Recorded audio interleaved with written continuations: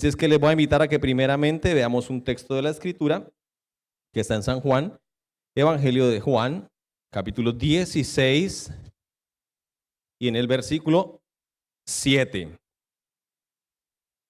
Juan 16, versículo 7. Bien, dice así, pero yo os digo la verdad, os conviene que yo me vaya, porque si no me fuera el Consolador no vendría a vosotros, mas si me fuere, os lo enviaré. Amén. Bien, aquí Jesús está días antes de ser crucificado, de terminar su ministerio terrenal, está encargándole a sus apóstoles sus últimas recomendaciones y desde el capítulo 13 de Juan empieza ya como la cena del Señor, la última reunión que él tuvo con sus apóstoles y finalmente aquí él les dice, bueno, yo me voy a ir. Y para cualquiera de nosotros pudiera ser como motivo de tristeza, de hecho para ellos también. Jesús les dijo luego, porque están tristes, ¿no? Pero él les dice aquí algo interesante, les conviene que yo me vaya. A ver, ¿por qué les conviene que el Señor se vaya? Si ellos han estado durante 3 años y medio viendo milagros, viendo maravillas, viendo señales, resucitando muertos. ¡Wow! O sea, es increíble el poder que ellos han visto. Es increíble. El Mesías está ahí con ellos. O sea, ¿qué nos falta? No nos falta nada. Hasta multiplicar los panes, hasta multiplicar los peces, ¿no? Hasta hacer pesca milagrosa. ¿Ya? Hasta ir a pescar, por ejemplo, el apóstol Pedro, ir a pescar y que en la boca del pez hubieran monedas allí, denarios, ¿cierto? Para pagar sus impuestos. Es increíble. ¿Quién va a querer que se vaya alguien así? Sin embargo, el Señor dice, les conviene que yo me vaya. Y lo que Él está hablando ahí es que el tiempo por venir o lo que va a venir luego va a ser mejor entonces que lo anterior, porque si les conviene quiere decir que este tiempo, aunque haya sido maravilloso, va a dar paso a un nuevo tiempo. Y Jesús llama aquí ese nuevo tiempo en el que alguien llamado el Consolador va a venir. Y sabemos, porque luego el versículo lo dice, que ese a quien llama el Señor el Consolador es el Espíritu Santo mismo. Es Dios mismo, es la misma presencia del Señor, pero ahora de manera espiritual en cada uno de los creyentes, porque el Señor lo ha dicho, yo estoy ahora con ustedes, pero luego voy a estar en ustedes, y eso será a través del Consolador, del Espíritu Santo. ¿Ya? Vemos entonces el por qué iba a ser más conveniente. Vamos a mirar unos ejemplos y vamos a comparar la situación actual en la que el Señor estaba allí, y en Hechos 4:31, vamos a mirar que luego cuando el Consolador vino, en Hechos capítulo 2 vino el Espíritu Santo sobre la iglesia, ¿no? Y luego la iglesia empezó a crecer, empezó a avanzar, empezó a impactar. Pero vemos un ejemplo en Hechos 4:31 y dice, cuando hubieron orado, el lugar en que estaban congregados tembló. Y todos fueron llenos del Espíritu Santo y hablaron con denuedo la palabra de Dios. Aquí vemos algo interesante. Antes que el Señor se fuera, veíamos un grupo de apóstoles temerosos, amedrentados, escondidos en el aposento alto por miedo de los judíos. Cuando lo crucificaron al Señor, ellos se escondieron y temían, estaban a puerta cerrada. Por eso cuando el Señor resucitó y se les apareció, atravesó las puertas, los muros y se apareció allí con ellos, ¿cierto? Ahí vemos una situación, pero ahora vemos aquí otra situación. Ellos estaban hablando con valentía. ¿Quién hizo ese cambio? La acción del Espíritu Santo, la venida del Espíritu Santo. Ya el Consolador estaba con ellos. Así es que sí había sido más conveniente que viniera el Espíritu Santo. Pero para ellos en el estado anterior, Jesús estaba ahí y si se sentaba con Pedro y con Juan, no podía estar en Galilea. Si estaba en Judea, no podía estar en el templo. Si estaba en la casa, porque él era un ser humano en un cuerpo humano limitado. Por eso era más conveniente, porque ahora la eficacia de la obra de Dios y la eficacia de la palabra de Dios iba a tener un espacio ilimitado, porque ahora no solamente era un sitio en el que él estaría en muchos sitios a través de los creyentes. A través de uno y de otro creyente. Si un creyente estaba en Samaria, allí se podía predicar y la gente podía creer. Si otro creyente estaba en Etiopía, allí también estaba el Espíritu Santo haciendo la obra. Así es que sí había sido más conveniente que el Señor se fuera, porque el Espíritu Santo ahora vendría a hacer su obra. Amén. Y la obra iba a ser ya ilimitada en cuanto a espacio, ilimitada en cuanto a tiempo, porque ahora sí iba a predicar en un sitio, iba a estar de día, en otro sitio iba a estar de noche. En todas las partes del mundo se podría predicar, iba a haber un alcance más grande. Vemos otro ejemplo en Hechos capítulo 6 Así es que desde la fundación de la iglesia fue imprescindible la presencia del Espíritu Santo para que la obra fuera fundada, pero también para que la obra creciera. La presencia del Espíritu Santo y la presencia de la palabra de Dios. Dos cosas súper importantes. Dice Hechos 6, 3 y 4, también dice: buscad pues, hermanos, de entre vosotros a 7 varones de buen testimonio, llenos del Espíritu Santo y de sabiduría, a quienes encarguemos de este trabajo, y nosotros persistiremos en la oración y en el ministerio de la palabra. Vemos que aquí también están estos dos elementos, a quienes yo llamo personalmente el dúo dinámico: el Espíritu y la palabra. El Espíritu y la palabra, no se le olvide, imprescindibles en la obra de Dios. Jesús había hablado: va a venir el Consolador, y Él es el que va a ayudar a que ustedes hagan bien el trabajo. Vemos que fue imprescindible en la fundación y en el crecimiento de la iglesia en un comienzo, pero ahora aquí vemos que es también importante el Espíritu y la palabra en la organización de la iglesia.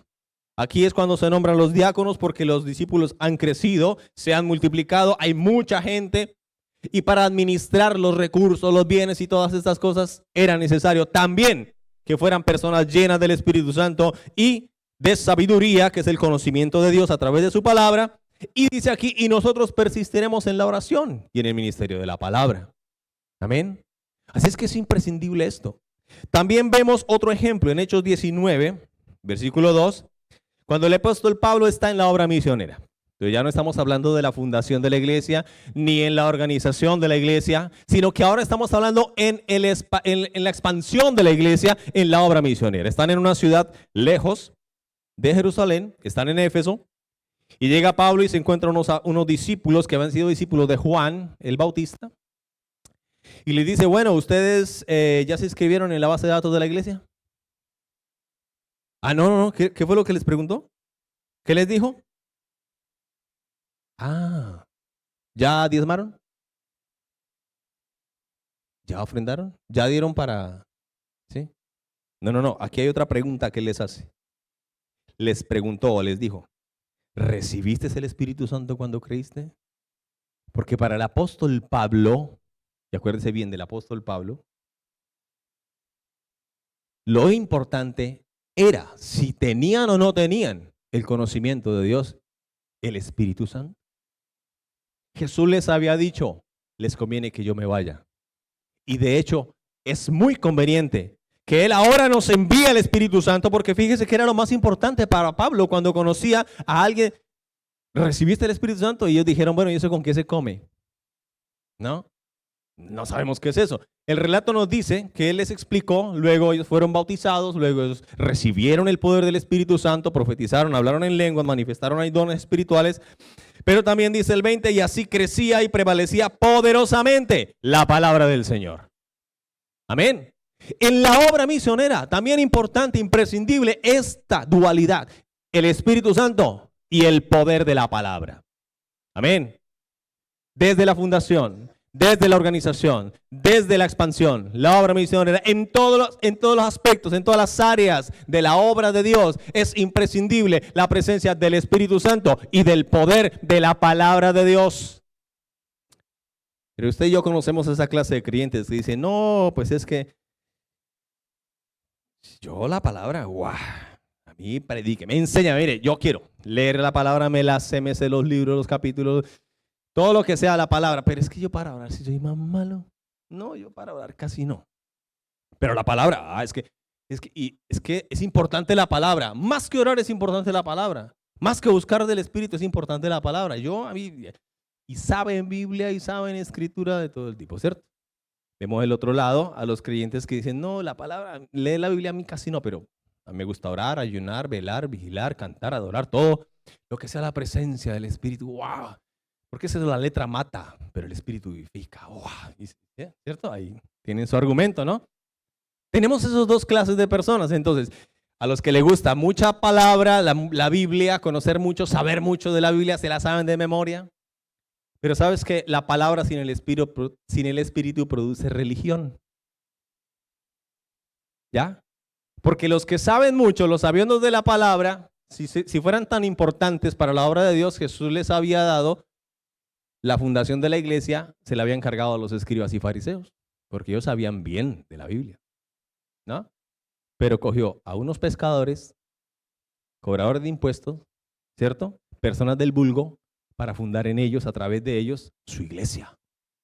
Y a los que sabían mucho de la palabra. Ahora, por el otro lado, a los que no les gusta mucho la palabra, leer, estudiar, aprender, nada de eso, sino que solo oración, ayuda espiritual. ¿Qué pasa con eso? Que en lo espiritual no solamente está Dios. Y no es lo mismo ser espiritual que el espiritualismo. En el mundo espiritual no solamente está Dios. Y el que se va solamente por lo espiritual y no lo equilibra con la palabra, puede llegar al misticismo. Y entonces resulta viendo, en ese cuadro hay algo raro, me está mirando. Esa moqueta, hay unas figuras extrañas. Vamos a hacer una liberación de la moqueta. Y en todo encuentra argumentos, una influencia, un mensaje, todo. El misticismo se apropia. ¿Por qué? ¿Qué es lo importante? Ambos, el espíritu y la palabra. Eso es lo que ha hecho que la iglesia sea efectiva. Pero cuando nosotros hacemos una persona llena de la palabra y llena del espíritu, vamos a encontrar un apóstol Pablo, que era fariseo de fariseos, lleno del Espíritu Santo. Y escribió 3/4 del Nuevo Testamento. ¿Qué le parece a usted? Hay eficacia, hay efectividad. El poder de Dios debe estar basado, hermano, en el conocimiento de la palabra, pero también en la llenura del Espíritu Santo. Ahora, es importante que nosotros tengamos en cuenta eso. Mire lo que dice ahí en Juan, ahí mismo. Le estuve dando el ejemplo del comienzo de la iglesia. Y cuando el Señor habló del Consolador en el capítulo 16 de Juan, vemos que habían dos actividades aquí. En el versículo 8 también el Señor dijo que cuando viniera el Espíritu Santo, dice, cuando Él venga, o sea, el Consolador, Él va a convencer al mundo de pecado. Amén. Así es que Él es el que va a hacer el trabajo de convencer al mundo. No es su parla, no es su habladuría, comentarios, coacción, elocuencia, no es su palabrería, ni todo lo bonito que usted puede hacer para convencer a una persona. No, es el poder del Espíritu Santo que convence al mundo. Pero también era un trabajo, dice el versículo 13. Primero, convencer al mundo, pero cuando venga también el Espíritu de verdad, Él os guiará a toda la verdad, os guiará a toda la verdad, hablando del creyente. Y en esto quiero enfatizar un poco en esta mañana. Porque el trabajo que el Espíritu Santo hace en la vida del creyente no solamente es el trabajo del comienzo, no solamente es cuando el Espíritu Santo llega y nos hace nacer de nuevo. Cuando oímos la palabra y nacemos de nuevo, se resuelve el problema que teníamos con el pecado. Ahora, le digo a ustedes que nos acompañan hoy por primera vez, si tú vienes a la iglesia y no has conocido al Señor y hoy vienes invitado porque te dijeron allí vas a encontrar al Señor, estás en el lugar adecuado. Aquí hablamos del Señor y la respuesta a cada circunstancia de la vida es Cristo, no hay otra. No hay otra. Él es la solución, Él es la respuesta. Lo que pasa es que hay personas que vienen a Dios por amor y hay otras que vienen a Dios por dolor, ¿cierto? Y hay algunos que llegan a Dios y solo encuentran en Dios la salida cuando no tienen otra salida. Cuando ya han gastado todos los cartuchos. Y miran al cielo y dicen, bueno, tocará buscar de Dios. Y el Señor está diciendo, bueno, aquí estás. Y el Señor no te va a rechazar, ¿cierto? Y a quienes vengan a buscar de Dios, no por el dolor, no porque estén mal, tal vez tú estás bien, tienes todo en la vida, has sido exitoso, triunfante, pero aún así sientes que hay algo que necesitas de Dios, estás en el lugar adecuado, porque aquí te decimos que el Señor es el que le da suficiencia a tu vida. Él es el que te da la vida llena y complementa todo lo que a ti te hace falta, porque el hombre, el ser humano, nace con un vacío tamaño Dios en su alma y solo Dios lo puede llenar. Y por más que tengas todo en la vida, si no está Dios ahí, te vas a sentir vacío. Pero hoy es el día en que tú estás aquí y el Señor te ha dicho, vienes aquí por un propósito y estás aquí, pues aquí está la respuesta. El Señor es nuestra respuesta, ¿cierto? El Señor es nuestra solución. Y cuando tú recibes al Señor en tu corazón y naces de nuevo, ahora la vida de Dios está dentro de ti. Ahora el Espíritu Santo viene a tu corazón, pero hay un trabajo también que Él quiere hacer en nosotros. Y justamente el título de esta prédica radica en Romanos capítulo 7, versículos 5 y 6. Vamos a leerlo.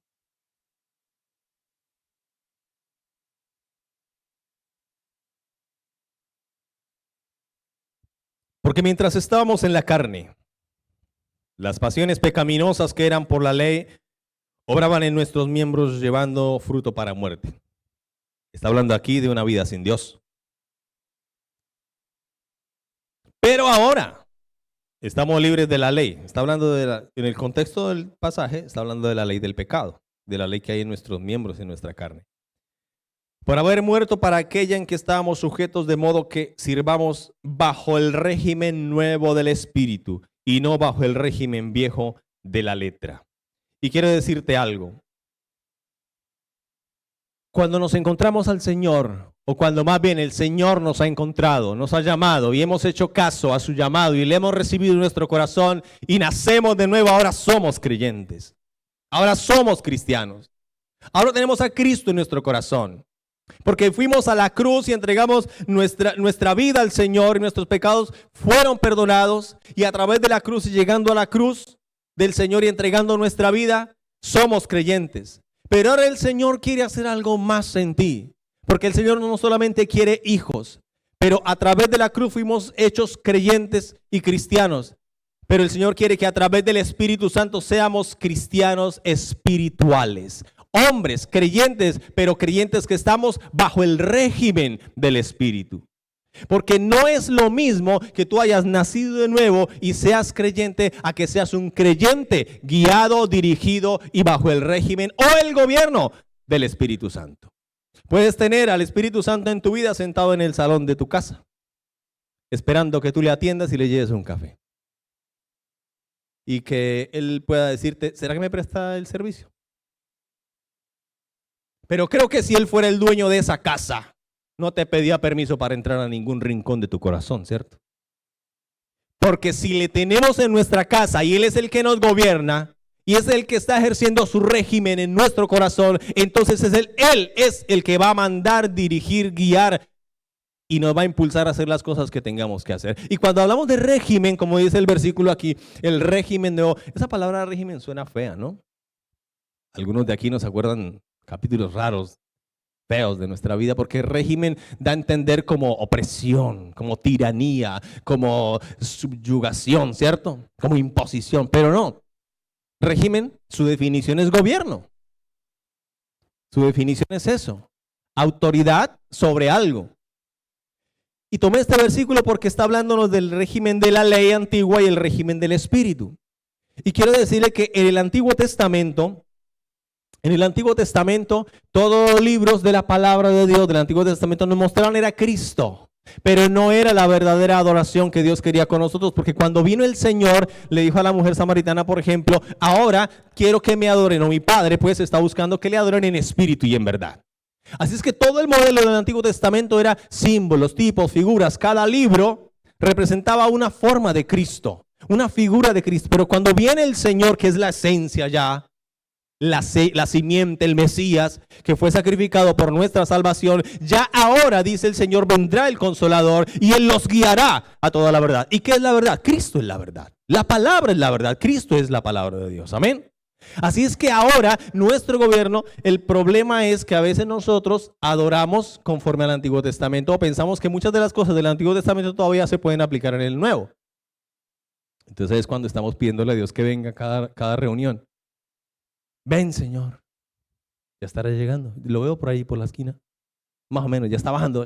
Ore más, ya casi llega. Pero ¿qué pasa si el Señor está en nuestro corazón y nosotros estamos en Cristo y Cristo en nosotros? No necesitamos que el Señor venga, si es que Él ya está con nosotros, si es que Él ya está en nosotros. Amén. Ahora, si tenemos ese conocimiento, vamos a evitar caer en muchos inconvenientes de pensar que nosotros a cada rato estamos saliéndonos de Dios y entrándonos en Dios. Porque ahora el régimen nuevo del Espíritu Santo es el que debe estar gobernando nuestra vida. ¿Qué quiere decir? Que Él está presente todo el tiempo en nosotros. Amén. ¿Qué pasa? Les voy a dar un ejemplo también aquí, de una iglesia. ¿Cree usted que el hecho de que usted haya nacido de nuevo y sea creyente ya lo hace a usted perfecto? ¿Y ya lo hace a usted súper espiritual? Pues quiero decirle que no. Vamos a mirar el ejemplo de una iglesia en primera carta a los Corintios capítulo 3. Había una iglesia que, oiga bien esto, tenía todos los dones espirituales, todos, profecía, lengua, interpretación, sanidades, milagros, mejor dicho, allí parecía, ¡buah!, impresionante la manifestación del poder del Espíritu Santo allí. Pero en primera Corintios capítulo 3, si lo tienes en NTV, ¿sí lo tienes? ¿O lo leemos ahí? Vale. No, en el capítulo 3 y el 1. Vale, miren lo que dice ahí. Oiga bien esta situación. Era una iglesia que ya estaba fundada, una iglesia ya tenía años, mucha gente. Amados hermanos, cuando estuve con ustedes, no pude hablarles como lo haría con personas espirituales. Tuve que hablarles como si pertenecieran a este mundo o como si fueran niños en la vida cristiana. Tuve que alimentarlos con leche y no con alimento sólido porque no estaban preparados para algo más sustancioso. Y aún no están preparados porque todavía están bajo el control de su naturaleza pecaminosa. Tienen celos unos de otros y se pelean entre otros, se pelean entre sí. ¡Wow! ¿Acaso eso no demuestra que los controla su naturaleza pecaminosa? En la Reina Valera dice, ¿acaso no sois carnales? ¿Cierto? Si usted tiene la Reina Valera, dice, no puedo hablarles como a espirituales, sino como a carnales. Es decir, que aunque son creyentes, puede ser que la naturaleza carnal todavía está allí controlando y no la naturaleza espiritual. ¿Ve? Entonces, ese conflicto, esa dualidad la tenemos los creyentes porque si usted no sabía, aquí no somos todos perfectos. No quiero decir que yo sí, sino quiero decir que aquí no hay ninguno perfecto. ¿Sí lo sabían? ¿O usted pensó que va a llegar a una iglesia de personas perfectas? No, se lo digo de antemano para que no se frustre después, cuando nos conozca un poco más. La realidad de la vida, ¿no? Todos estamos en construcción. Amén. Todos tenemos falencias. Amén. Ahora, ¿pero qué dice aquí? Dice, miren lo que dice aquí. ¿Acaso eso no demuestra que los controla la naturaleza pecaminosa? ¿No viven como la gente de este mundo? Cuando uno de ustedes dice, yo soy seguidor de Pablo, y otro dice, yo soy seguidor de Apolos, y otro dice, yo soy seguidor de Camilo, y otro de Gabriel, y otro de Denis, y otro de Freddy. Ah, no, así no dice aquí, dice. Espere. ¿No actúan igual que la gente del mundo? Después de todo, ¿quién es Pablo? ¿Quién es Apolos? Nosotros solo somos siervos de Dios, mediante los cuales ustedes creyeron la buena nueva. Cada uno de nosotros hizo el trabajo que el Señor nos encargó. Y yo planté la semilla en sus corazones y Apolo la regó. Pero fue Dios quien la hizo crecer. No importa quién planta o quién riega, lo importante es Dios que hace crecer la semilla. Y cuando nosotros dejamos que estas clases de cosas vengan a nuestro entorno, y cuando nosotros decimos, no, es que los de matrimonio sí que trabajan bien, pero los de consolidación, no, es que tenemos que trabajar consolidación porque evangelismo está ahí metiendo la caña, nosotros también, nos vamos a dejar. No, yo prefiero pertenecer a matrimonio. Yo prefiero de los servidores porque es que los diáconos, porque es que comenzamos con eso, ¿no? Eso pasa por ahí en otras iglesias, aquí no pasa eso. Pero ¿qué dice aquí? ¿Acaso no sois carnales?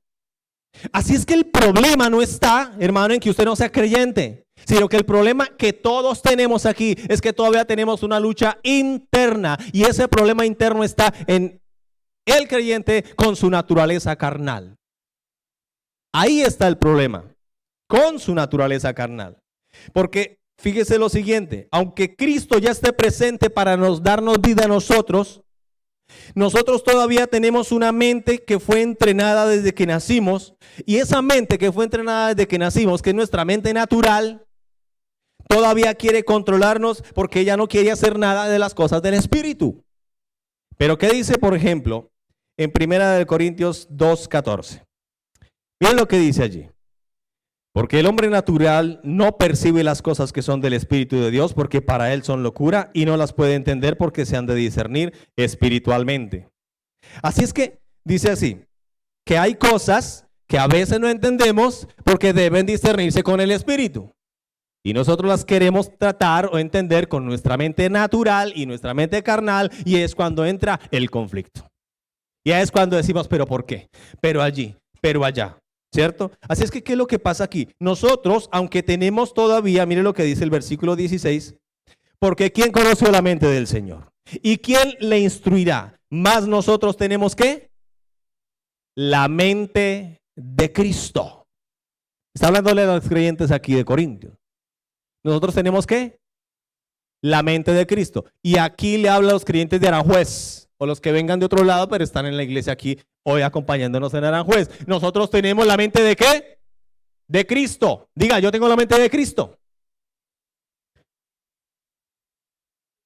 Dígale a su hermano, pero a veces no se nota.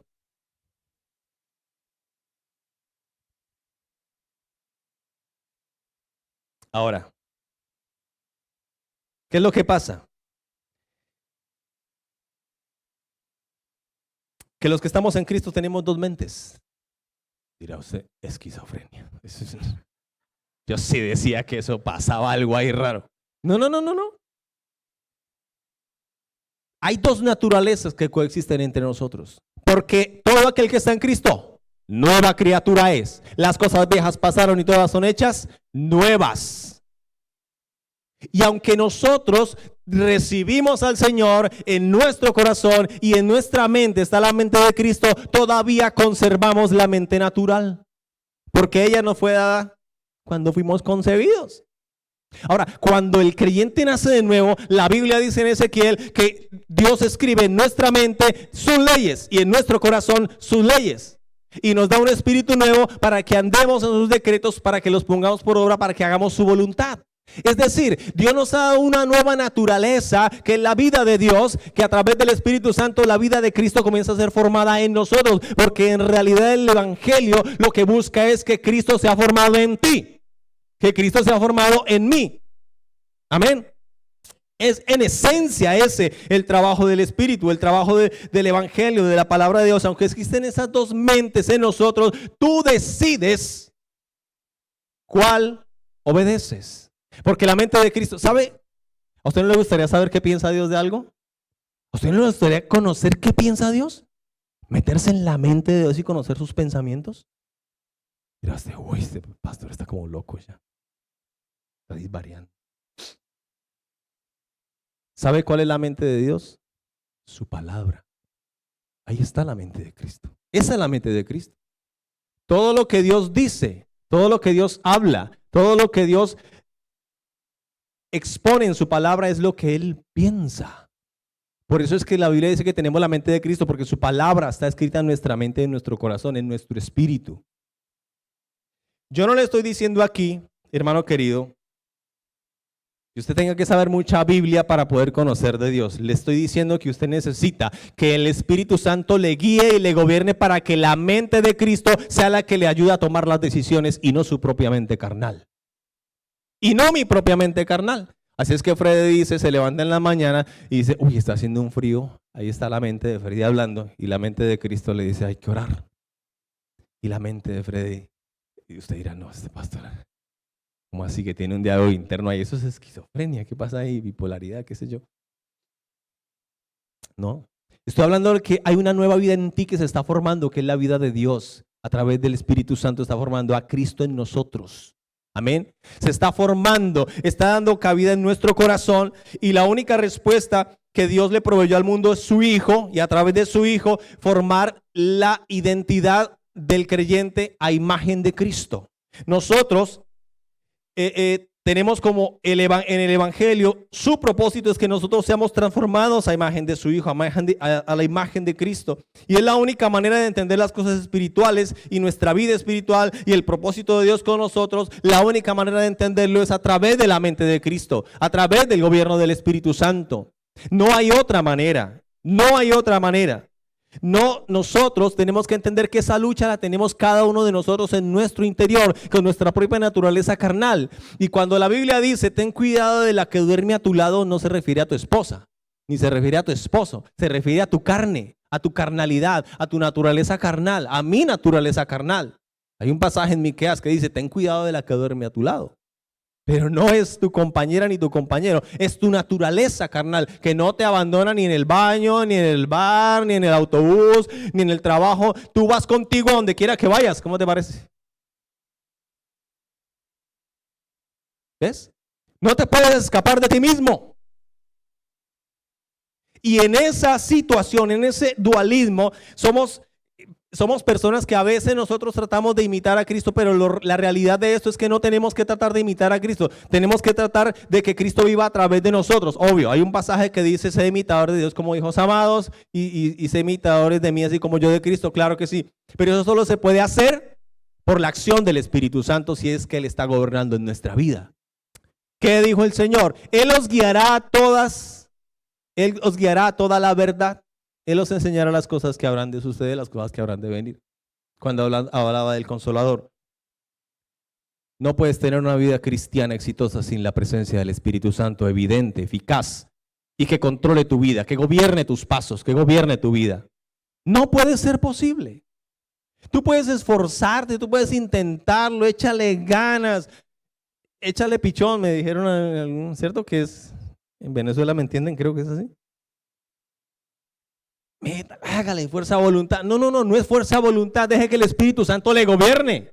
Deje que el régimen del Espíritu le gobierne, le dirija, le encamine. Porque ¿qué es lo que pasa? Cuando Cristo crece, se muestra en nosotros a través del fruto del Espíritu. Es a través del fruto del Espíritu que nosotros vemos que Cristo está creciendo en nosotros. Pero recuerda el caso de Corintios. Puede ser un cristiano que todavía está siendo gobernado por la carne. Y entonces, ¿qué tenemos? Pleitos, celos, contiendas. Quiero decirle una cosa, mire. La carne es ofendible, facilito, se ofende fácil. Cristo es inofendible. Y si andamos como Cristo, o si Cristo anda en nosotros, va a ser más difícil que la ofensa nos toque. Porque el que obedece es Cristo en mí, porque Él es el que produce en nosotros el querer como el hacer. La carne es incorregible, oiga esto. La carne es justiciera. La carne es servil, es decir, el servilismo no es lo mismo que el servicio, porque el servicio es grandeza, ¿cierto? En el Evangelio el más grande es el que sirve. Pero hay quienes son serviles, están buscando ser, digámoslo así, le voy a poner este ejemplo. La mayoría de las personas que tienen grandes multinacionales o grandes recursos, muchos de los millonarios del mundo que no conocen a Dios son los dueños de las más grandes ONGs o siguen movimientos filantrópicos y tratan de ayudar en muchas asociaciones humanitarias. ¿Y eso por qué lo hacen? Dirá usted, para no pagar impuestos. Bueno, ese es otro tema. Pero porque buscan reponer, autoconvencerse de que son buenos, a pesar de que todo lo que ha pasado en su vida no les da, o digámoslo así, porque todo lo que ha pasado y atravesado en su vida no les da la felicidad que ellos quieren tener o que todo ser humano busca. Porque recuerde que todos nosotros nacemos con un hueco tamaño Dios. ¿Qué es lo que pasa con nosotros? No es lo que yo pueda hacer para Dios, es lo que Dios haga a través de mí. Amén. Él es el que produce en nosotros el querer como el hacer por su buena voluntad.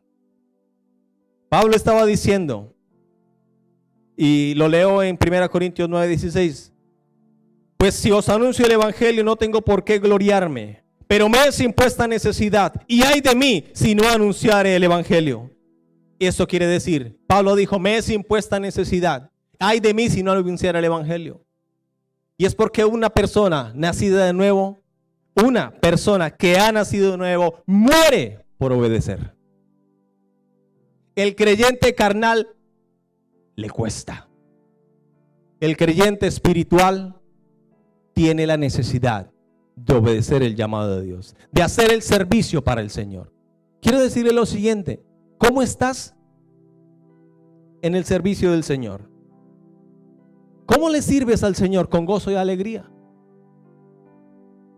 Dice en Romanos 8 que, y miremos el versículo 4 de Romanos 8, y fíjese lo que decía el apóstol Pablo: me es impuesta necesidad y ay de mí si no anunciare.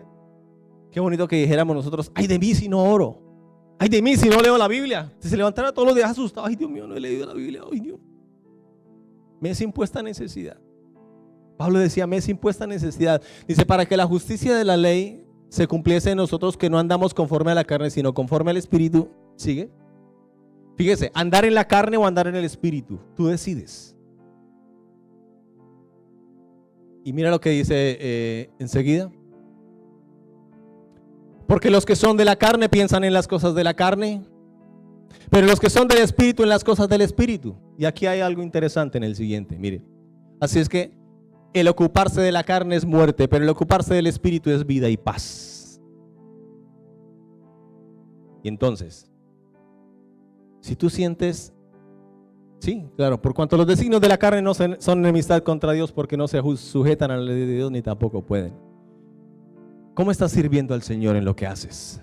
¿Sientes gozo y paz? ¿Sientes vida y paz? Lo haces en el Espíritu. Entonces, si tú estás sintiendo agobio, opresión, tristeza, no estás sirviendo con alegría, no estás sirviendo con dicha, hay dos razones principales. Primero, que tal vez estás haciendo algo que Dios nunca te dijo que hicieras, y por eso no hay gozo y alegría ahí.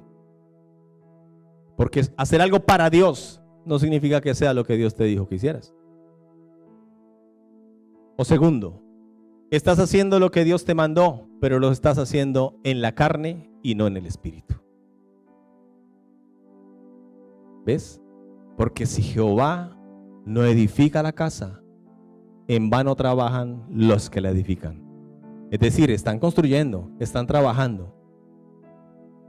Y tú tal vez estás haciendo algo para Dios, pero no sientes gozo y alegría allí. ¿Qué está pasando entonces? ¿Tienes la lucha interna? La respuesta no está lejos. Te quiero dejar con Colosenses 2:10, que dice: y vosotros estáis completos en Él, que es la cabeza de todo principado y potestad. ¿Cristo es suficiente para ti? ¿O tu fuerza depende de que tu hermano te abrace, de que tu hermano te anime, de que tu hermano te visite? No estoy diciendo que esto sea malo, no, está muy bien.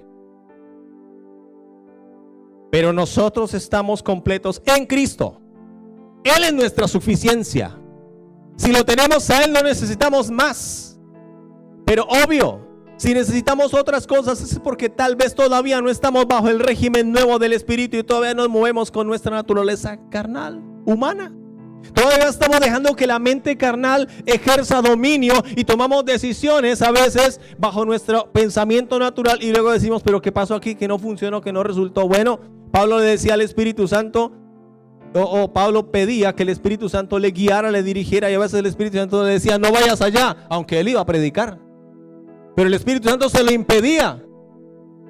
Dice Hechos 13, por ejemplo, que el Espíritu Santo dijo: apártenme a Bernabé y a Saulo para la obra que yo les he mandado.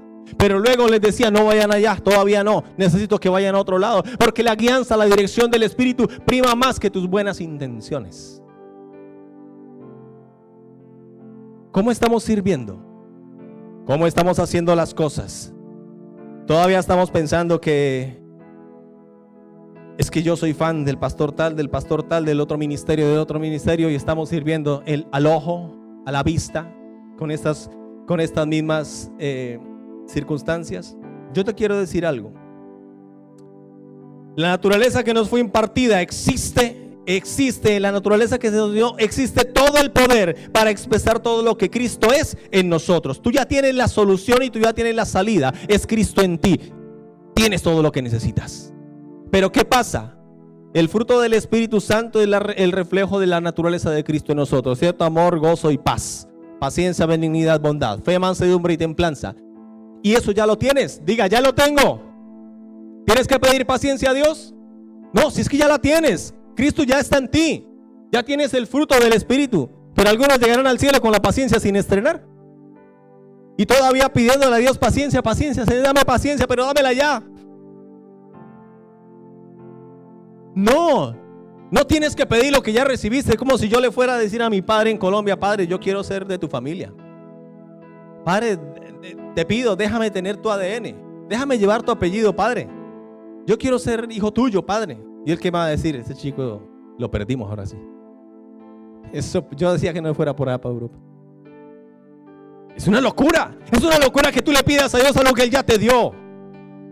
Tú ya tienes a Cristo en ti, todo el poder. Cristo es suficiente para ti. Lo que necesitamos es dejar que el Espíritu nos gobierne y que el Espíritu nos guíe y que la naturaleza de Cristo se exprese a través de nosotros.